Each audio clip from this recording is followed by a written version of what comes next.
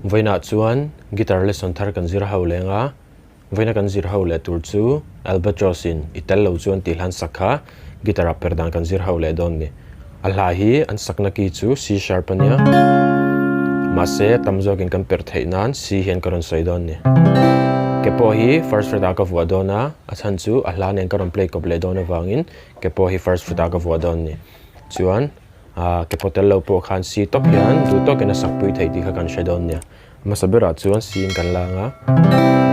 asanga F anyama G minor A minor D minor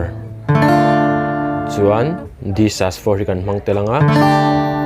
D sus4 me dan tur chu D kan meta ikuzung lai khada son la ikuzung te in first string third fret kha va metro kha fourth string atang strum thlang kha D sus4 anianga chuan E sus4 kan mang bokanga E sus4 po hi A ang chia khan fret ni na avek khanin ikuzung chang kha step khatte ten han up chawla kha E sus4 anianga chuan E kan mang bokang chuan G sus4 hi kan mang je ubokanga G kan meta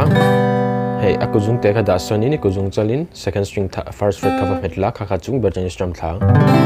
kha G sus4 chuan G7 kan mang bokang chuan he la po hi strum dan chi kha chau kan nei lenga chu tiang kan strum ang down down down up ti khana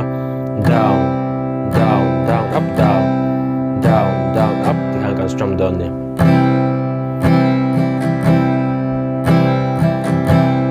thin lai dam ni om lo nang ai na na na na lo don ve mo